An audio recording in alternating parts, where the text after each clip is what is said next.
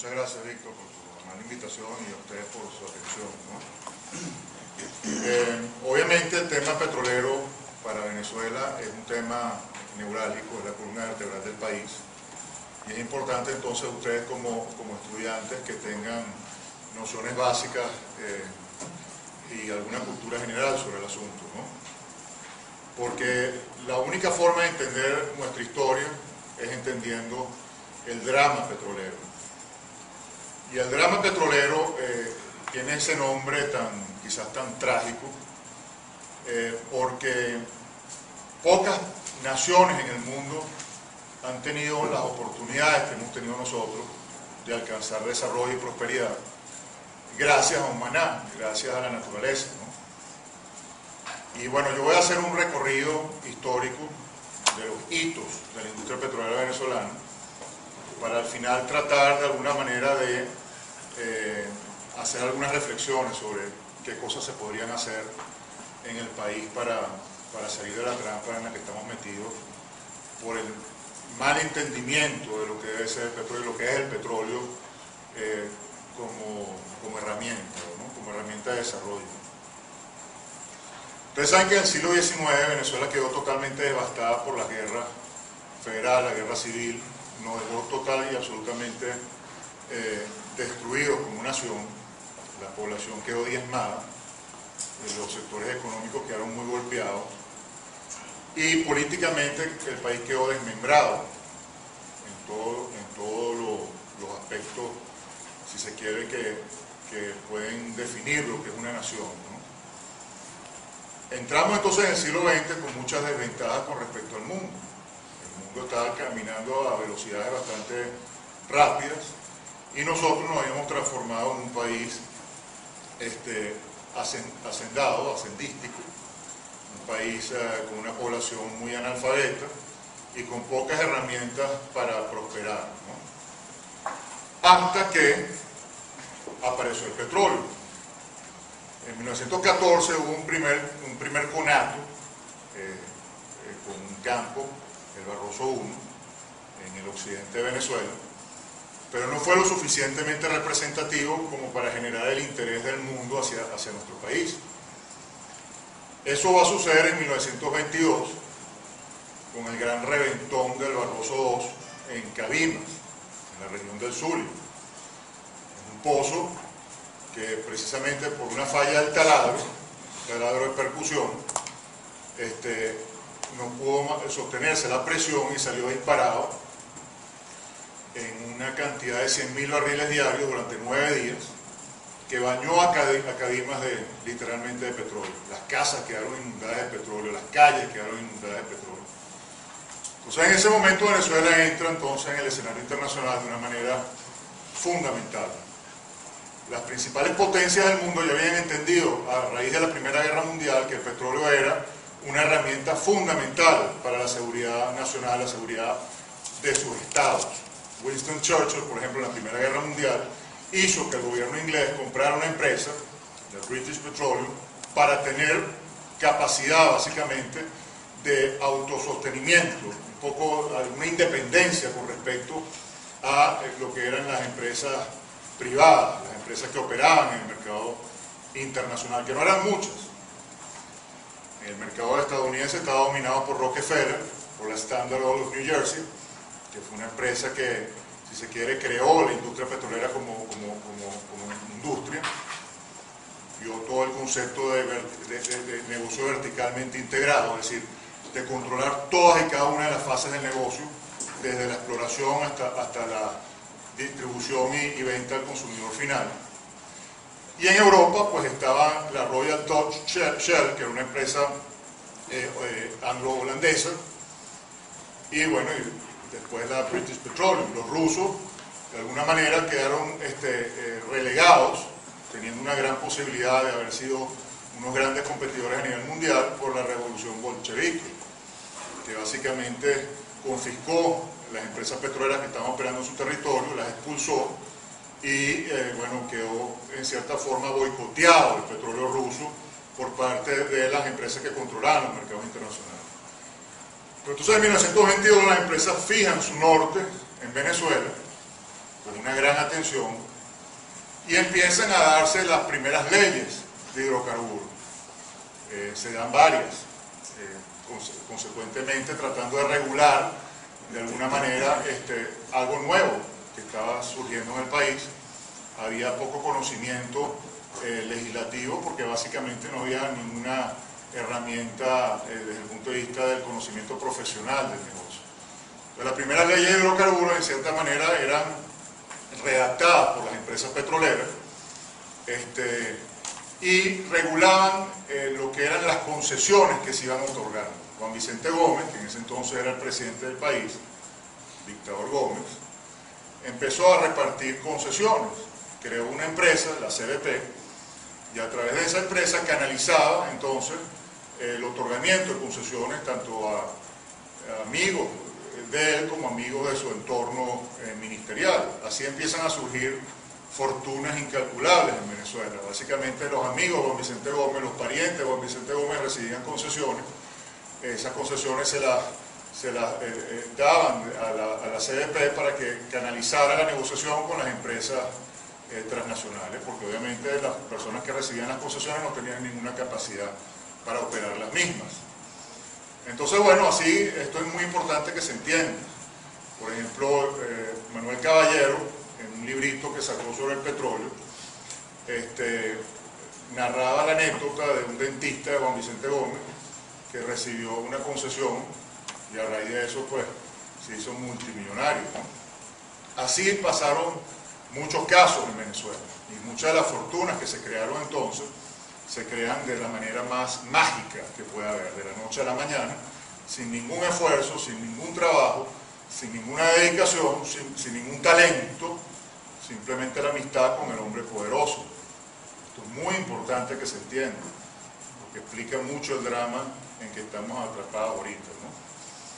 Entonces, se dan estas concesiones, comienza la explotación de petróleo en Venezuela. Venezuela se transforma entonces en un país que comienza a caminar en una dirección distinta a la que se encontraba. Comienzan a surgir expectativas con respecto al desarrollo del país, el desarrollo de la nación.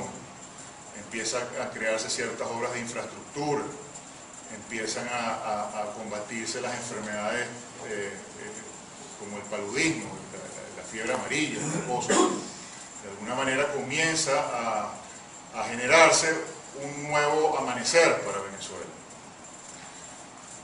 En 1936 ya el petróleo tenía unos cuantos años de ser explotado en Venezuela, 14 años, ¿no?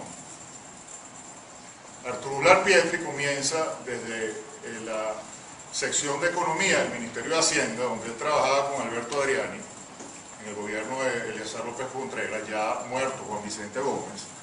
Él comienza a darse cuenta de cómo el petróleo puede pervertir a la economía nacional, cómo precisamente se puede generar mucha renta sin mayor trabajo, y que esa renta podía distorsionar las variables económicas del país de una manera enfermiza, de una manera completamente perversa. Y así es como escribe en el diario Ahora, en 1936, un editorial. Él escribió el editorial que se transformó en una metáfora de conciencia nacional: sembrar el petróleo. Él se daba cuenta que la industria agropecuaria estaba comenzando a ser afectada por la renta petrolera. La gente estaba abandonando el campo, el cultivo, el café, el cacao, que hasta ese entonces eran los principales productos de Venezuela, y comenzaban entonces a volcarse hacia la ciudad para formar parte, o hacia los sitios donde había explotación petrolera, para formar parte de eso. Y se estaba afectando entonces las exportaciones de café y cacao. El petróleo se estaba transformando entonces en principal producto de exportación de Venezuela. Existía además la gran preocupación de que el petróleo era finito, se iba a agotar en un plazo perentorio, y que era muy peligroso abandonar algo tan importante como la alimentación del país, el ser autosuficiente en cuanto a alimentación, por estar pensando exclusivamente en petróleo. Entonces él escribe Sembrar el petróleo con esa visión. Tenemos que utilizar el petróleo más bien para apalancar un desarrollo socioeconómico importante en Venezuela en todos los factores que caracterizan una sociedad desarrollada. Vamos a utilizar ese dinero más bien para construir infraestructura y una serie de círculos virtuosos que generen progreso en todas las áreas del país. Él escribió en ese entonces también un ensayo, llamó El Minotauro, en donde él decía que el petróleo en Venezuela iba a terminar siendo como el Minotauro de la mitología griega, que se iba a terminar tragando a la sociedad completa, a menos que entendiéramos cómo tenía que utilizarse racionalmente desde el punto de vista de la economía. Seguimos entonces, porque viene la Segunda Guerra Mundial en 1939, Venezuela se transforma en un suplidor importantísimo para las fuerzas aliadas. De hecho, toda la gasolina de los aviones ingleses estaba suministrada por petróleo que venía de Venezuela, que se refinaba en Aruba, en Curazao, pero que esencialmente era petróleo venezolano.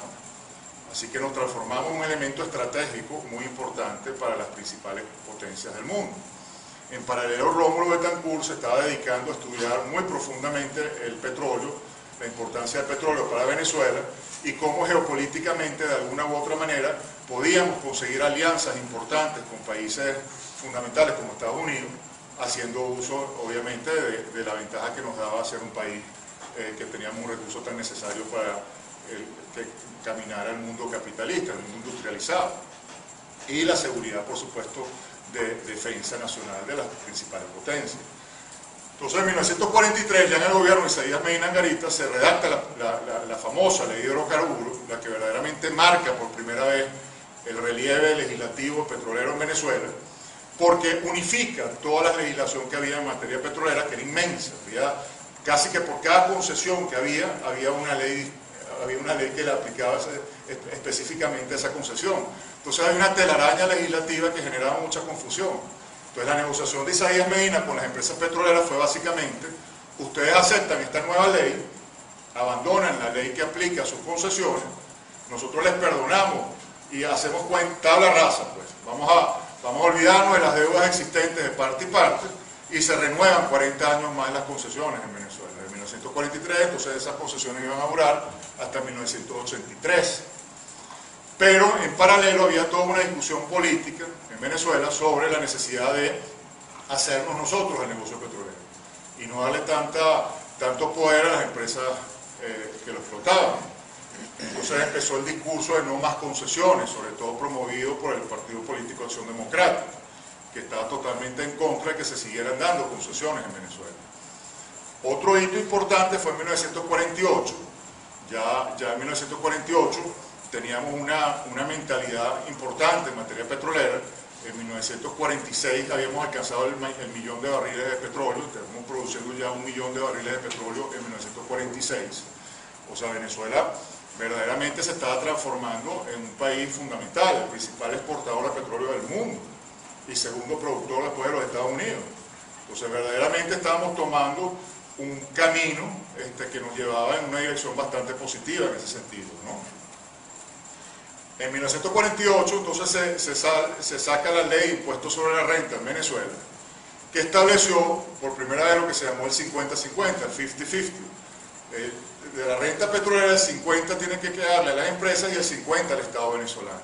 Entonces fue como una conquista reivindicatoria del Estado venezolano con respecto a sus recursos naturales.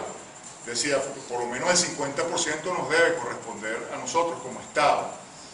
Y ese 50-50 que se logró y que se negoció a través de un trabajo legislativo, parlamentario brillante, porque en ese entonces en el Congreso de Venezuela había gente verdaderamente formada intelectualmente hablando. Entonces fue una conquista a nivel mundial y eso generó mucho respeto a Venezuela en el escenario internacional, sobre todo en los países árabes, donde también se estaba empezando a producir petróleo, no con la importancia de Venezuela, pero ya se estaban transformando obviamente en un foco petrolero importante, sobre todo porque ese discurso de no más concesiones que había en Venezuela empezó a atemorizar a las empresas, que decían, bueno, si no nos van a dar más concesiones y no nos van a renovar las que tenemos, mejor será que empecemos a buscar otros territorios donde sacar petróleo. Y así es como empieza la explotación petrolera en el Medio Oriente, específicamente, por supuesto, en Irán y en Arabia Saudita, después de Irán, principalmente era en Irán, al principio. No, te queda un poquito más, esto es un tema muy complejo. Entonces, básicamente, para ir el recorrido más rápido entonces, pero me te queda un poquito más de 5 minutos, en 1948 ya Venezuela se coloca en este escenario internacional gracias a esa producción que teníamos y además a lo agresivo que estábamos siendo en cuanto a nuestras peticiones a las empresas que explotaban el petróleo. En la década de los 50 fue la nacionalización del petróleo en Irán, entonces empezó toda la ola nacionalista, vino la nacionalización del canal de Suez también, el canal de Suez es importantísimo, un paso importante del petróleo en esa zona del mundo, desde África a Europa, y todo esto generó todo un ambiente nacionalista que conllevó a que en 1960 5 países liderizados por Venezuela fundaran la OPEP, la Organización de Países Exportadores de Petróleo: Irán, Irak, Arabia Saudita, Kuwait y Venezuela. Fundaron la OPEP como una forma entonces de defender los precios, porque uno de los argumentos que tenían estos países es que los precios eran fijados por las empresas, y eso no era justo, que los estados tenían que fijar los precios de su producto natural, de sus recursos naturales. Sin embargo, la OPEP no tuvo mayor relevancia en los primeros años de vida. En 1967 hubo un hito, que fue la guerra de los 6 días, que básicamente el pueblo palestino ocupó, el pueblo de Israel ocupó ciertos territorios que eran de los palestinos, la franja de Gaza, de los altos del Golán, y eso generó entonces una fractura importantísima en esa zona del Medio Oriente, que hace que algo pase muy importante en los 70, y eso vamos antes quiero decir, en 1970, después de la guerra de los 6 días, se promulga en Venezuela la ley de reversión. La ley de reversión básicamente lo que decía era que todos los activos de las empresas petroleras, una vez que se terminaran sus concesiones, revertían al Estado sin necesidad de pagar un dólar por eso. Era una reversión natural. Eso acelera entonces la explotación de petróleo en Venezuela. Las empresas buscan maximizar totalmente su explotación y comienzan, si se quiere, a sacar la mayor cantidad de petróleo posible. Ya Venezuela estaba produciendo más de 3.100.000 barriles en los años 60, pero con la ley de reversión se dispara la producción venezolana, al punto que ya en 1973 nosotros alcanzamos 3.700.000 barriles, la máxima producción que ha tenido Venezuela en toda su historia, pero era básicamente porque las empresas estaban sacando todo lo que podían a la mayor velocidad posible, porque ya sabían que las iban a echar. Pero entonces, lo que decía la guerra de los 6 días se materializa en el 73, porque básicamente viene, los palestinos quieren recuperar sus territorios ocupados, y viene la guerra del Yom Kippur. La guerra del Yom Kippur genera que Estados Unidos se alíe con Israel, y en castigo los países árabes deciden decretar un embargo petrolero. Ese embargo petrolero hace que en una semana se cuadrupliquen los precios del petróleo y venga la tragedia. Porque entonces ahí sí le salen los colmillos a los políticos y empieza entonces el tema insistente de la necesidad de nacionalizar la industria petrolera, de quitarle eso a las empresas transnacionales y que sea el Estado el que lo hiciese. Eso fue trágico, desde todo punto de vista, trágico. En el momento en que eso sucede, entonces se disparan los precios del petróleo. Los 2 candidatos presidenciales, Lorenzo Fernández y Carlos Andrés Pérez, tienen como bandera que el que llegue a la presidencia lo primero que hace es estatizar el petróleo, y eso fue lo que pasó. En 1975 se estatiza el petróleo venezolano, no se nacionaliza. De hecho, habían varias empresas petroleras venezolanas como Mito Juan, como Talón, que eran petroleras Las Mercedes, eran empresas constituidas por venezolanos, que estaban inclusive cotizando ya acciones en los mercados de bolsa. Y eso fue también expropiado con la estatización del petróleo. Entonces se crea la ley orgánica que reserva el Estado la industria de comercio de los hidrocarburos. Se constituye entonces una empresa del Estado, que es PDVSA, que básicamente lo que hace es que absorbe a todas las empresas transnacionales que están invirtiendo en Venezuela y las transforma en sus empresas filiales. Y PDVSA se transforma en un holding, en la empresa que va a tener las acciones de las empresas operadoras. Al principio nos salvamos, porque la mentalidad de todas estas empresas venía, por supuesto, de todas unas décadas de años trabajando con unos criterios muy profesionales y muy gerenciales. Todas estas empresas tenían como empleados venezolanos de la A a la Z, desde el obrero hasta el presidente de esas empresas eran venezolanos, formados y entrenados en universidades afuera, universidades aquí también, y capacitados para llevar a cabo todas las operaciones.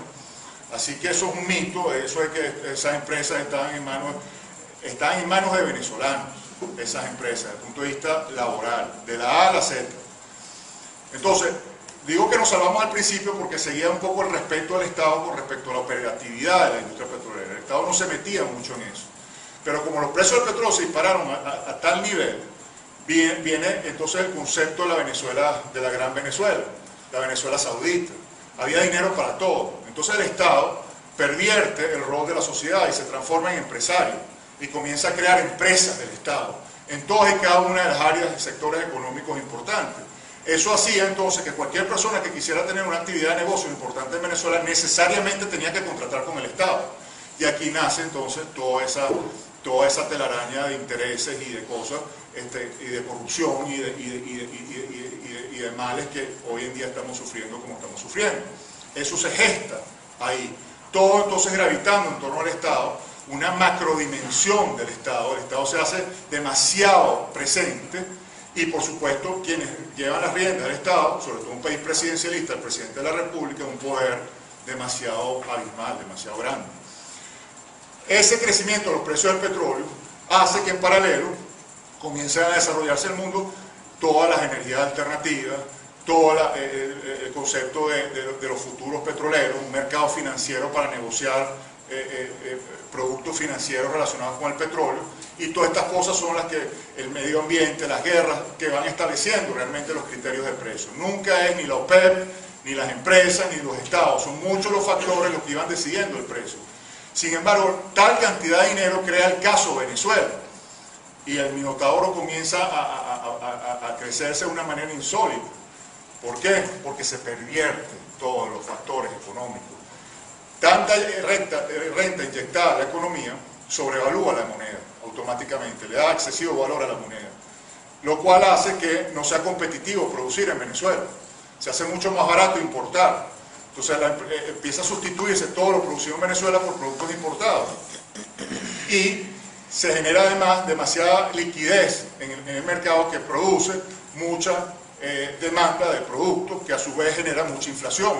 Entonces tenemos lo peor de los males: inflación, sobrevaluación de la moneda, cero productividad, y por lo tanto entonces empezamos a cojear desde el punto de vista económico. Y el Estado irresponsable comienza a endeudarse cada vez más, porque en la medida en que esas empresas empezaban a funcionar, ninguna era buena, ninguna funcionaba, porque los criterios empresariales están pervertidos. El dueño, el ojo del amo engorda el ganado. Unas empresas del Estado nunca funcionan porque no tienen dolientes. Entonces todas las empresas están quebradas y había que inyectarles dinero. Ese dinero llegaba a un punto que no alcanzaba simplemente con lo que producía la renta petrolera, había que endeudarse. Entonces comenzó el tema de la deuda, a crecer la deuda de una manera insólita, la economía cada vez más pervertida y una ilusión de prosperidad en Venezuela. Y mucha corrupción en torno al Estado y al sector productivo venezolano. La primera gran crisis, bueno, viene en 1979, la caída del Shah de Irán en Medio Oriente. Eso produce un leve incremento de los precios que otra vez se estabilizan al punto que caen, y en 1983 viene la primera gran crisis de la deuda en Venezuela, el Viernes Negro. El 18 de febrero del año 83, el Viernes Negro. Se devalúa la moneda y nos empezamos a dar cuenta de lo mal que estamos. Desde el punto de vista del Estado, el Estado es prácticamente quebrado. Desde el punto de vista de PDVSA, cada vez más asfixiada, porque todo el dinero que producía cada vez más se lo tenía que dar al Estado para el gasto público corriente y le quedaba menos dinero para sus propias inversiones. Llegamos al punto de que en 1986 viene el colapso de la Bolsa de Valores en Nueva York, que genera una caída en dominó de todas las economías del mundo.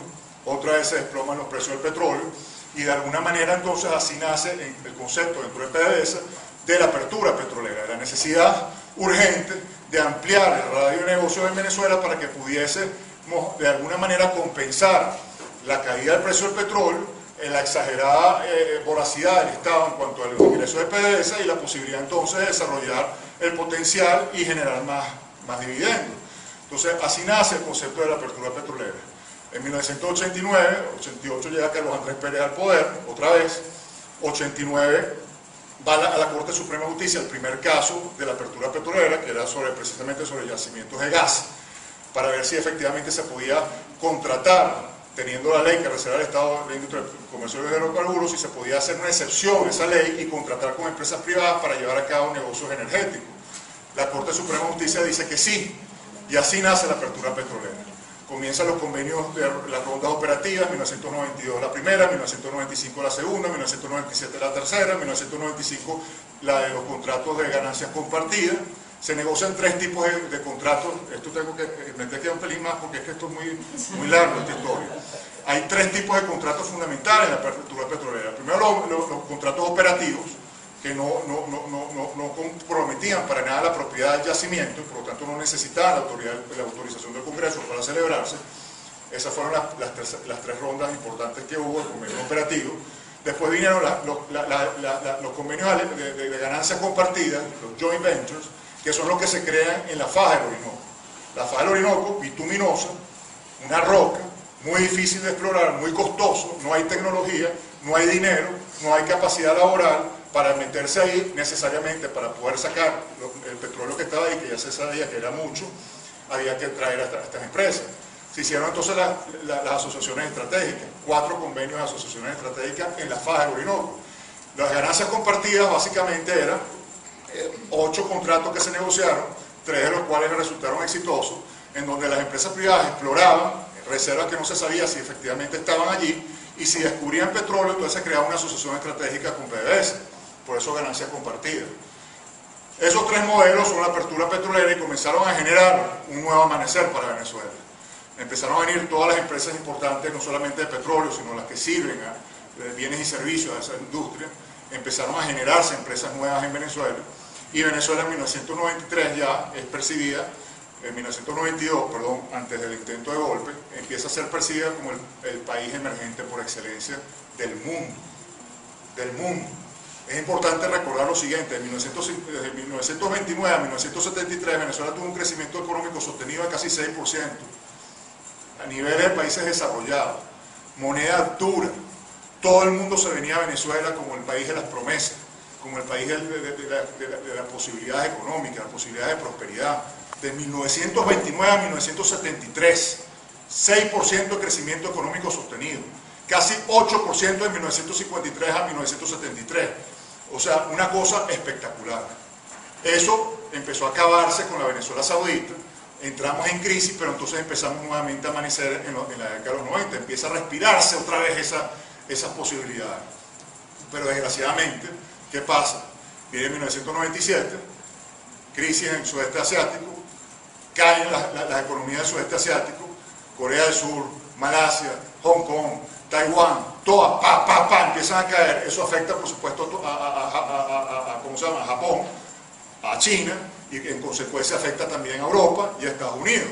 El precio del petróleo se desploma, y entonces llega 1998, elecciones, llega un nuevo régimen al país, un nuevo gobierno, que tiene mucha suerte desde el punto de vista del gobierno, no del país. El país tuvo muy mala suerte.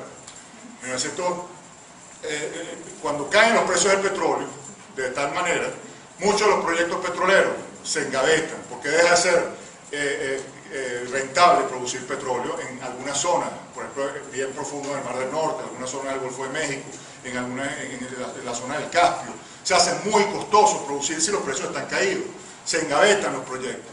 Pero ¿qué es lo que pasa? Que cuando cae el precio del petróleo, la economía comienza a recuperarse más rápido. Y en la medida que empieza a recuperarse la economía, también empieza a crecer nuevamente la demanda del petróleo. Pero como los proyectos se engavetaron, la oferta de petróleo no surge en la misma velocidad que la demanda que empieza a aparecer. Eso hace entonces que el precio suba vertiginosamente. Y eso fue lo que pasó en el año 2000. Aunado a las Torres Gemelas del 2001, la invasión a Irak, y eso hace otra vez que crezcan los precios del petróleo. Al crecer los precios del petróleo se cambió por completo la mentalidad que venía de la apertura petrolera. el macroestado nace nuevamente, el Minotauro con la mayor fuerza del mundo, se reforman las leyes petroleras, se hace mucho más estatista el asunto, se les obliga a las empresas a tener minoría accionaria con respecto a PDVSA y se les empieza a estrangular. Conclusión, ni un solo proyecto petrolero ni energético nuevo en Venezuela. Ni uno. Los proyectos energéticos que están funcionando hoy en día son todos los que vienen de la década de los 90. Ni uno. Cartas de intención, muchísimas. Pero ni un solo proyecto se ha desarrollado. En conclusión, bueno, toda la productividad petrolera se ha venido al piso, el mantenimiento de la infraestructura no sirve para nada, las refinerías se están transformando en cafeteras, y Colombia, en cambio, bueno, ya acaba de decretar, por ejemplo, que pueden exportar gas abiertamente. Todas las empresas se están yendo a Colombia. En 1920, inicialmente las empresas habían ido a Colombia, pero Colombia tenía un marco regulatorio tan estricto que se vinieron a Venezuela. Ahora está sucediendo el efecto completamente contrario. Entonces, hemos llegado a un escenario entonces, de conclusión en donde todo nos indica que el petróleo no puede seguir estando en manos del Estado, como ha venido estando. Que la operatividad petrolera tiene que ser como fue de 1920 a 1973. Qué casualidad que en esa época éramos el país con mayor crecimiento económico sostenido del mundo. Qué casualidad, ¿no? No, no es casualidad. El punto es que la economía estaba manejada por los empresarios y por eso funcionaba. Y el Estado no se metía en eso, sino simplemente era un prestador de servicios. A eso tenemos que volver. Entonces, para poder recuperar la industria petrolera venezolana, hay que invitar a todas las empresas petroleras del mundo a que vengan a invertir para acá. Porque que estemos produciendo 2 millones de barriles de petróleo cuando podríamos estar produciendo 10 millones, no tiene perdón de Dios. No tiene perdón de Dios. Nosotros podríamos estar montados ahorita en un tren disparado a la luna en cuanto a desarrollo. Porque por cada dólar que invierte el sector petrolero se producen 2 dólares en el Producto Interno Bruto no petrolero. Es una palanca de desarrollo, de demanda de bienes y servicios, que a su vez genera otras demandas de bienes y servicios y se generan círculos virtuosos espectaculares. Pero hay que desarrollarlo. Hay que desarrollar el petróleo, hay que desarrollar el gas. Una de las reservas de gas más importantes del mundo y resulta que todas están enterradas. ¿Por qué? Porque pura regulación. Entonces no es competitivo el negocio. Si a mí me van a decir a qué precio voy a vender mi producto, no al precio que el mercado me dicta, entonces no produzco el producto. Eso es lo que está pasando. Por eso no se desarrollan las reservas de gas. Refinación, no se ha construido una sola refinería nueva y las refinerías envidiables que teníamos se han transformado en carcachas. Petroquímica paralizada. Orimulsión mataron el negocio. Todo lo que es el negocio energético venezolano está paralizado. Es como una olla de presión. Bueno, esa olla de presión hay que quitarle la tapa, pero virtuosamente. Entonces hay que aprender del pasado. Las cosas buenas, las cosas malas. Futuro, hay que reducir el Estado, hay que transformar a PDVSA en una empresa completamente distinta a lo que ha sido.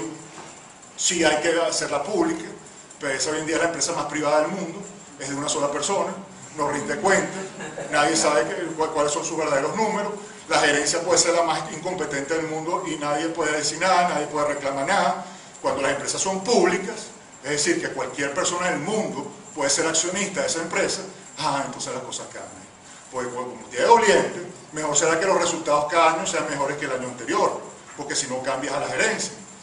Si necesita dinero, simplemente vende acciones, ya no tiene que estar estrangulado porque todo se lo tiene que dar al Estado o tiene que endeudarse como actualmente, sino que puede colocar acciones, consigue dinero, desarrolla proyectos, mientras más proyectos desarrolla, más dividendos genera, por lo tanto más impuestos paga, por lo tanto más riqueza se produce en la sociedad.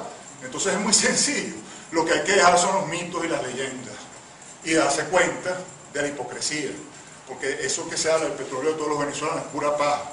Eso es simplemente porque el presidente quiere tener el poder y los partidos políticos saben el poder que eso otorga con respecto al resto de la sociedad. Eso hay que quitárselo a los políticos, eso hay que quitárselo al Estado y hay que devolvérselo a la sociedad. ¿Cómo es posible que cualquier venezolano, nosotros, no podamos llevar a cabo una empresa petrolera en Venezuela? ¿Por qué no? ¿Por qué se fueron a Colombia unos venezolanos despedidos de PDVSA y hoy en día tienen la segunda empresa más importante de Colombia? Creada por venezolanos, con capital venezolano, gerenciada por venezolanos, es la segunda empresa más importante de Colombia y una de las más espectaculares desde el punto de vista de su interés bursátil hoy en día en el mundo, que es Pacific Rubiales. Porque eso no puede pasar en Venezuela. Porque yo puedo comprar acciones de Petrobras, puedo comprar acciones de cualquier empresa importante del mundo y no puedo comprar acciones de PDVSA. Es una perversión. Entonces tenemos que volver a eso. Noruega es un caso perfecto. Alaska es un caso perfecto. Texas es un caso perfecto. países con mucho petróleo, pero que no les pasó lo nuestro. Entonces hay que ver, bueno, si tienen mucho petróleo, ¿por qué no les pasó lo que nos pasó a nosotros? Vamos a ver cuál fue su fórmula. Bueno, la fórmula fue que no le dieron el petróleo a los políticos. En caso de Noruega, crearon un fondo inmenso, un fondo que llevaba por 700.000 millones de dólares, que no tocan el capital, solamente una fracción de los intereses de ese capital al año, y nada más lo pueden invertir en proyectos industrializados, en proyectos productivos que verdaderamente aporten a la economía. Entonces no es esa inyección de capital loca que genera la renta petrolera, y ese fondo no está en manos de los políticos, está en manos de administradoras profesionales que saben de eso. Y Alaska hizo algo similar. Texas, bueno, el sector petrolero está en manos de las empresas privadas. Entonces el petróleo es simplemente una fracción del Producto Interno Bruto petrolero, del Producto Interno Bruto de Texas. Texas es casi una de las principales economías del mundo y no depende del petróleo. Bueno, ¿por qué no podemos llegar a hacer nosotros eso también? No es posible que nosotros hoy, en el siglo XXI, en el año 2011, el 99% de las divisas que le entran a Venezuela viene de la renta petrolera. No puede ser, no puede ser. Y no produzcamos ni un tornillo de más nada, de nada. Eso no puede ser. Entonces, bueno, básicamente, la invitación al país y a ustedes estudiantes que le metan coco a esto. La relación Estado, petróleo y sociedad tiene que modificarse. Y para eso hay que conocer la historia, tanto de Venezuela como del mundo. Qué funcionó en el mundo, qué no funcionó, y bueno, y ver qué podemos aplicar nosotros. Porque esas políticas públicas, en cuanto a petróleo, en cuanto a economía, no es que el imperialismo salvaje.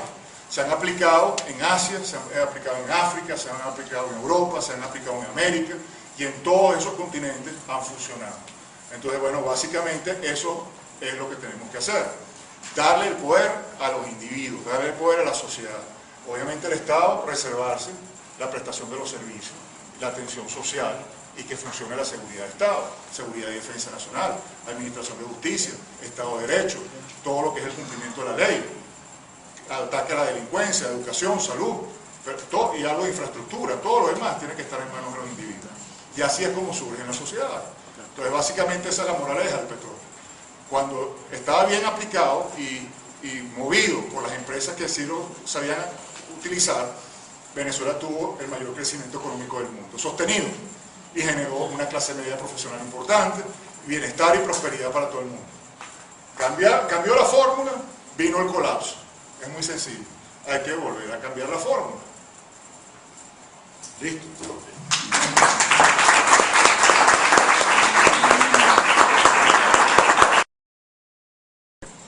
Es decir, con respecto a la OPEP, es importantísimo que se entienda lo siguiente. Al final del día, cuando uno ve estas cosas, tiene que hacer un balance de los resultados, ¿no? Y hay que entender ciertas realidades. En la actualidad, por culpa nuestra, Arabia Saudita es el líder petrolero del mundo y el líder de la OPEP. Ahí se hace lo que Arabia Saudita dice que se tiene que hacer. Y la empresa petrolera de Arabia Saudita es compartida con los Estados Unidos, Saudi Aramco. No hay una decisión que tome Arabia Saudita en materia energética que no sea consultada previamente con los Estados Unidos, que es el principal, obviamente, aliado y socio de Arabia Saudita. Es importantísimo entender esto. Los países se alinean de acuerdo a sus intereses económicos y sus intereses geopolíticos, no en cuanto a ideologías, o filosofías o entendimiento de la naturaleza. En cuanto a cosas muy pragmáticas, el precio del petróleo jamás fue establecido por la OPEP, jamás. Como yo dije, fue la guerra del Yom Kippur la que hizo que por primera vez se variara con respecto a ese 1 o 2 dólares establecido en el 73. Y a partir de ese momento, y esto también es muy importante que se entienda, ¿qué marca el precio del petróleo? Bueno, aparte de la oferta y la demanda, las leyes naturales del mercado, hay otros factores. Uno principal son los futuros petroleros. Los futuros petroleros se producen precisamente por los vaivenes del precio. La gente necesita, para hacer un análisis económico y una racionalidad en su empresa, tiene que saber a qué atenerse. Entonces hay que atrapar la volatilidad del precio y hacerla constante. Y ahí nace el contrato a futuro. Yo compro en el presente petróleo que necesito en el futuro y negocio el precio en el presente. Un precio, una prima superior al del precio del mercado del momento, pero posiblemente inferior al precio que yo estimo que va a estar el precio del petróleo a los 6 meses que voy a recibirlo. Pero en el camino cambian mis expectativas. Mi empresa no le fue tan bien, el tanquero que me iba qué sé yo, con el que estaba contando se hundió, explotó una guerra, hubo una nevada, o hay demasiado calor, y cambian mis expectativas. Entonces yo ese futuro petrolero lo negocio a su vez, hago un swap. Y todas estas cosas se transforman en recursos financieros, en productos financieros que trascienden el negocio petrolero. Hoy en día el precio lo marca la puja en ese negocio de futuros, en donde todos los días se negocia el doble del petróleo que realmente se produce. Se producen 88, 89 barriles diarios, bueno, se negocian 150, 160 millones de barriles diarios en los futuros. Entonces es demasiado ridículo decir que un organismo se va a sentar y matemáticamente va a hacer como si estuviera en la NASA, va a calcular el precio y ese va a ser el precio. Eso no es lo que establece el precio. Lo que tiene que hacer un país inteligente, con las reservas que tenemos nosotros, es buscar cuáles son sus ventajas comparativas y competitivas. Señor, un tanquero de Arabia Saudita a los Estados Unidos tarda 5 semanas. Nosotros en 5 días estamos en el Golfo de México. Entonces, ¿cuál es no hay ciencia aquí. Estados Unidos consume 22 millones de barriles de petróleo al día. Principal consumidor de petróleo, mucho más que China, que está apenas no llega a 7 todavía. Con más de 1.000 millones de habitantes. 22 millones de barriles consume los Estados Unidos y produce una fracción de eso, 8 millones, todo lo demás lo tiene que importar. Entonces, señores, o sea, a 1 más 1 igual 2. Ese es el mercado, para allá tenemos que ir. Obviamente, el tener ese músculo en los Estados Unidos, esa presencia allí, ese mercado prácticamente cautivo y asegurado, nos va a dar músculo para hacer otros negocios con el mundo. La orimbución con Japón, con Italia, el sudeste asiático. Podemos hacer negocios de triangulación con los rusos. Bueno, véndanos ustedes petróleo allá, nosotros le vendemos petróleo aquí. Y así vamos conquistando al mundo, pero con nuestras ventajas comparativas, o sea, con nuestras ventajas competitivas. Eso es importantísimo entenderlo, porque hay que acabar con esos mitos y esas leyendas de los políticos. La OPEP beneficia a quiénes? A la delegación que va todos los años a Ginebra y a no sé qué, a darse la gran vida, Viena y tal. Pero más nada. Entonces vamos a fortalecer nuestros intereses. Para eso hay que entender también la geopolítica del petróleo. Por eso las presentaciones de hoy son tan importantes. La geopolítica del petróleo. Y cómo no se nos transforma, como decía Rómulo Betancourt. Rómulo Betancourt entendió eso a la perfección. Y por eso John Kennedy vino en los 60 a Venezuela. Porque la alianza del progreso era eso. Era eso. Vamos a fortalecer los lazos con nuestros aliados naturales. Y vamos a maximizar entonces nuestra presencia. Hoy en día tendríamos un mercado libre y comercio con los Estados Unidos, como firmó México, como tiene Perú, como tiene ahora Colombia. Chile, por Dios. Chile, ¿cómo entró Chile en la Organización para la Cooperación y el Desarrollo? Antes que Israel. Bueno, haciendo esas cosas. Haciendo eso, buscando cuáles eran sus ventajas, dejándose de complejos y aliándose con los que tenían que aliarse. Bueno, nosotros tenemos que hacer exactamente lo mismo. Y a la vuelta de la esquina, bueno, nos transformamos en una potencia, como debe ser. Pero tenemos que pensar las cosas bien y deslastrarnos de los mitos y de los prejuicios y de los complejos. Hay que deslastrarse de eso. Porque lo único que va a sacar verdaderamente a la gente de la miseria y de la marginalidad es el desarrollo económico. Son las oportunidades de empleo. Es la oportunidad que tiene la economía de generar bienestar y riqueza. Eso es lo que saca a la gente de los ranchos. Eso es lo que saca a la gente de los ranchos. ¿Por qué la marginalidad empieza a partir del 73? Antes no había un solo rancho. ¿Por qué empieza a partir de ese momento? Eso es lo que hay que preguntarse. Porque en la medida que el Estado tiene más renta, hay más ranchos. Es directamente proporcional. Es directamente proporcional. ¿Por qué? Eso es lo que hay que preguntarse. Entonces tenemos la fórmula completamente al revés. Pero entonces hay que entender esto porque además el tren pasa. Los desarrollos que hay en energías alternativas son brutales. Como decía el profesor, como decía Enrique Yamani, la de las piedras no se acabó por falta de piedra. Los desarrollos de energía solar, en energía eléctrica, en celdas de combustible, son impresionantes. Hoy en día en Estados Unidos muchísimos carros son eléctricos. Y cada vez es más competitivo el carro eléctrico. Hay una empresa de un personaje, un muchacho, un tipo muy joven, que produce unos carros eléctricos maravillosos. Hoy en día casi que toda California usa esos carros. Tesla Motors. carros eléctricos. Entonces, y energía solar, bueno, ya Francia, España, en fin, Estados Unidos mismo. Google está haciendo unas inversiones en energía solar gigantescas, en Solar City, con unos paneles cada vez más amigables, la energía eólica. Ese es el futuro. Entonces, bueno, eso, vamos a quedarnos con las reservas enterradas porque hay el nacionalismo. ¿Qué es eso? Vamos a sacarlas para afuera, vamos a desenterrarlas y a generar riqueza con eso.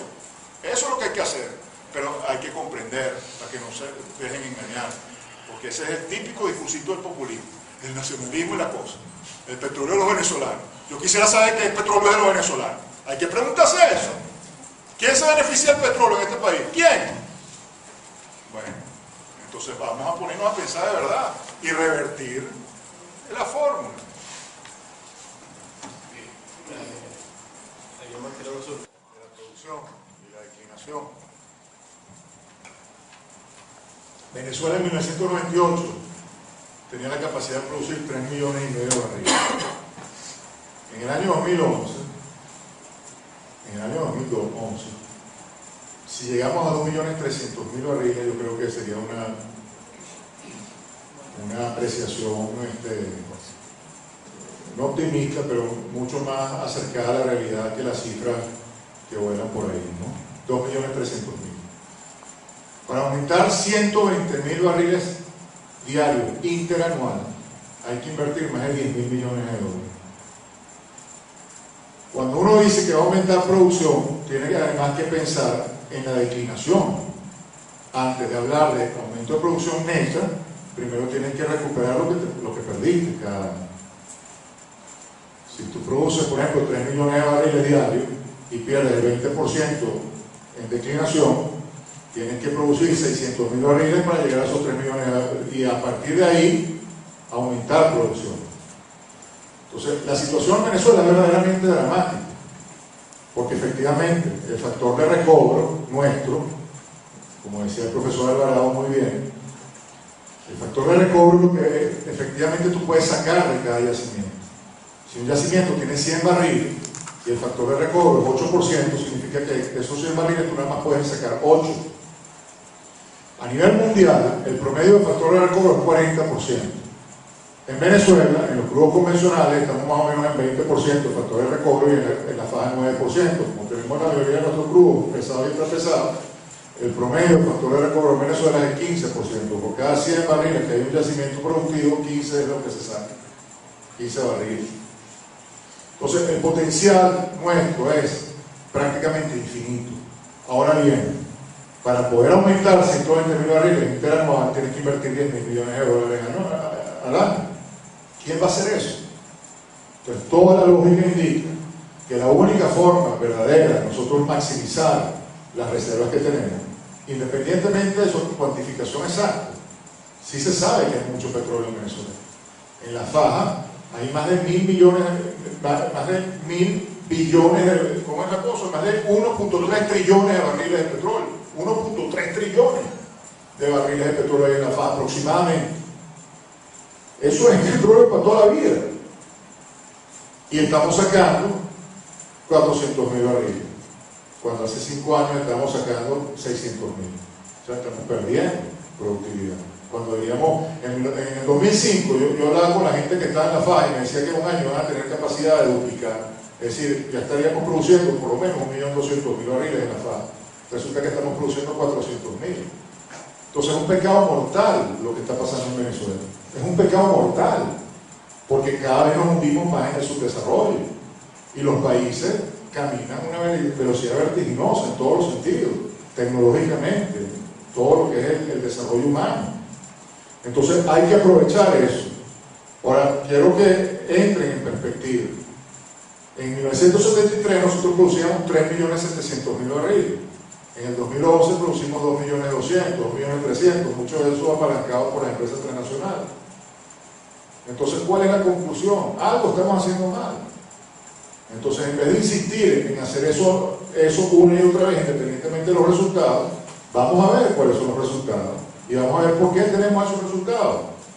Y es muy fácil la forma, porque además hay mucha gente que está interesada en el mundo entero.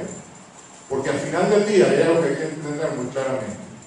No importa si el capital inicial que viene de Marte, de Júpiter, de la Luna, no importa, con tal de que se invierta en tu país, que genere empleo en tu país, que genere riqueza en tu país, que pague impuestos en tu país, que genere inversión en el sector social, en el sector cultural de tu país. Eso fue lo que pasó en Venezuela con la historia que les narré. De 1920 a 1973 se sembró el petróleo. Ese país diezmado que les hablé del siglo XIX se transformó en uno de los países más prósperos del mundo. Del mundo. Y nacieron universidades, autopistas, carreteras, museos, todo, empresas de todo tipo en todas las áreas de negocio. Porque estábamos haciendo las cosas bien. Las variables estaban bien puestas.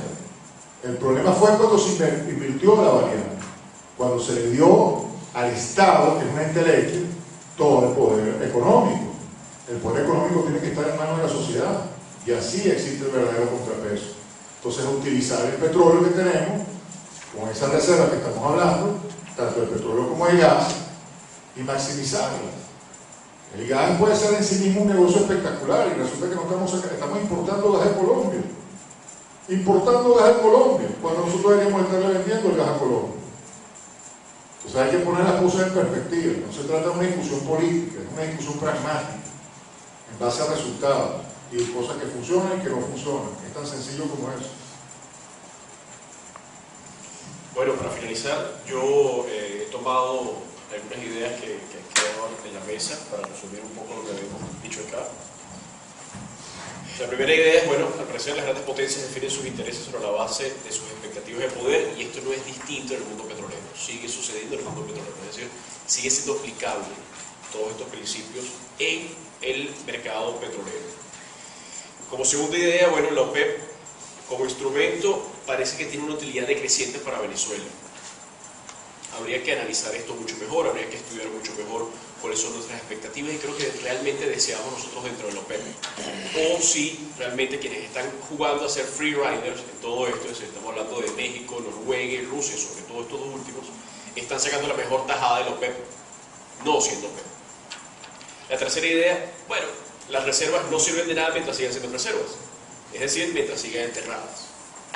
Y la última idea que está asociada a esta tercera es que las reservas son un instrumento político fundamentalmente, un instrumento de prestigio para los estados. Dependerá de la voluntad política y la capacidad técnica, pero sobre todo de la voluntad política, que esto se pueda convertir en un recurso verdaderamente explotable y de utilidad para las sociedades. Bien, esto es todo por hoy en este foro. Gracias por acompañarnos, gracias a nuestros panelistas. Los sectores económicos quedaron muy golpeados y políticamente el país quedó desmembrado en todos los aspectos, si se quiere, que pueden definir lo que es una nación, ¿no?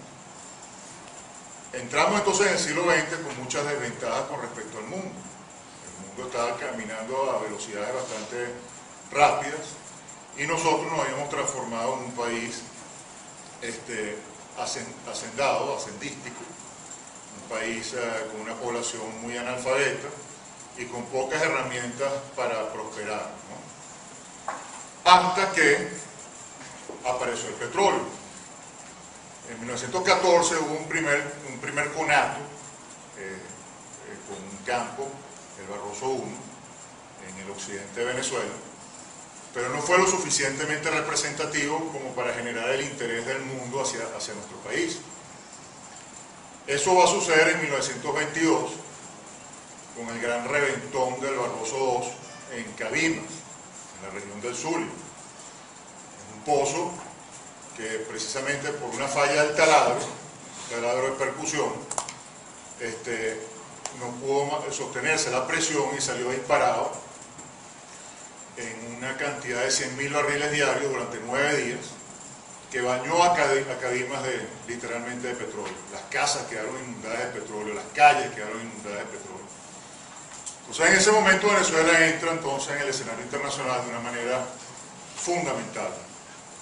Las principales potencias del mundo ya habían entendido a raíz de la Primera Guerra Mundial que el petróleo era una herramienta fundamental para la seguridad nacional, la seguridad de sus estados. Winston Churchill, por ejemplo, en la Primera Guerra Mundial, hizo que el gobierno inglés comprara una empresa, la British Petroleum, para tener capacidad básicamente de autosostenimiento, un poco una independencia con respecto a lo que eran las empresas privadas, las empresas que operaban en el mercado internacional, que no eran muchas. El mercado estadounidense estaba dominado por Rockefeller, por la Standard Oil of New Jersey, que fue una empresa que, si se quiere, creó la industria petrolera como industria, dio todo el concepto de negocio verticalmente integrado, es decir, de controlar todas y cada una de las fases del negocio, desde la exploración hasta la distribución y venta al consumidor final. Y en Europa pues estaba la Royal Dutch Shell, que era una empresa anglo-holandesa, y bueno, y después la British Petroleum. Los rusos de alguna manera quedaron relegados, teniendo una gran posibilidad de haber sido unos grandes competidores a nivel mundial por la revolución bolchevique, que básicamente confiscó las empresas petroleras que estaban operando en su territorio, las expulsó y bueno, quedó en cierta forma boicoteado el petróleo ruso por parte de las empresas que controlaban los mercados internacionales. Pero entonces en 1922 las empresas fijan su norte en Venezuela con una gran atención y empiezan a darse las primeras leyes de hidrocarburos. Se dan varias, consecuentemente tratando de regular de alguna manera algo nuevo que estaba surgiendo en el país. Había poco conocimiento legislativo porque básicamente no había ninguna herramienta desde el punto de vista del conocimiento profesional del negocio. Entonces, las primeras leyes de hidrocarburos en cierta manera eran redactadas por las empresas petroleras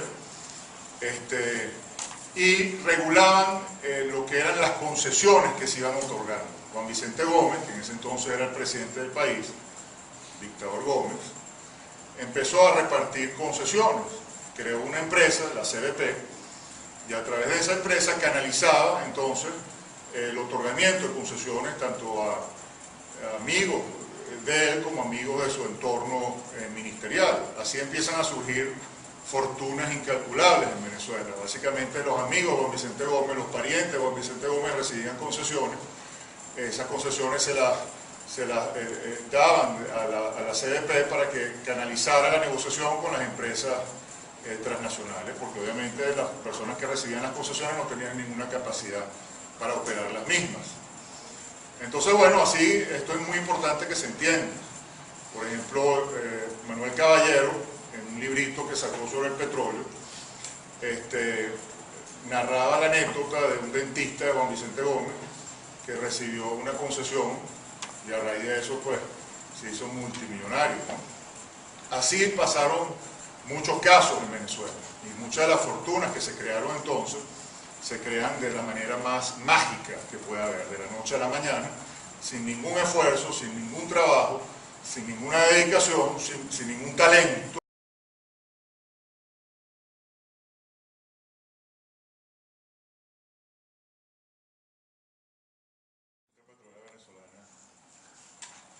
Históricamente, ¿no? Bueno, muchas gracias, Víctor, por tu amable invitación y a ustedes por su atención, ¿no? Obviamente el tema petrolero para Venezuela es un tema neurálgico, es la columna vertebral del país y es importante entonces ustedes como estudiantes que tengan nociones básicas y alguna cultura general sobre el asunto, ¿no? Porque la única forma de entender nuestra historia es entendiendo el drama petrolero. Y el drama petrolero tiene ese nombre quizás tan trágico, porque pocas naciones en el mundo han tenido las oportunidades que hemos tenido nosotros de alcanzar desarrollo y prosperidad gracias a humaná, gracias a la naturaleza, ¿no? Y bueno, yo voy a hacer un recorrido histórico de los hitos de la industria petrolera venezolana para al final tratar de alguna manera de hacer algunas reflexiones sobre qué cosas se podrían hacer en el país para salir de la trampa en la que estamos metidos por el mal entendimiento de lo que debe ser el petróleo, lo que es el petróleo como herramienta, ¿no? Como herramienta Ustedes saben que en el siglo XIX Venezuela quedó totalmente devastada por la guerra federal, la guerra civil, nos dejó total y absolutamente destruidos como nación, la población quedó diezmada, simplemente la amistad con el hombre poderoso.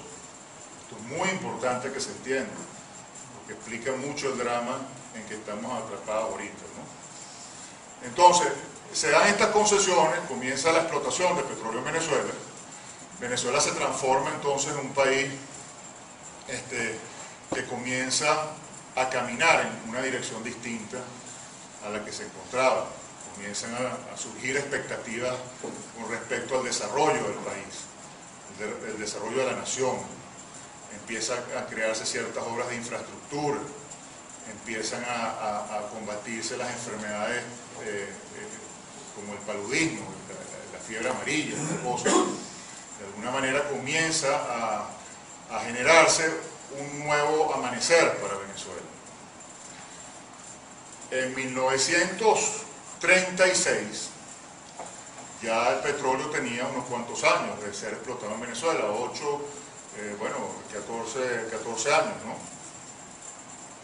Arturo Uslar Pietri comienza desde la sección de Economía del Ministerio de Hacienda, donde él trabajaba con Alberto Adriani, en el gobierno de Eleazar López Contreras, ya muerto Juan Vicente Gómez. Él comienza a darse cuenta de cómo el petróleo puede pervertir a la economía nacional, cómo precisamente se puede generar mucha renta sin mayor trabajo, y que esa renta podía distorsionar las variables económicas del país de una manera enfermiza, de una manera completamente perversa. Y así es como escribe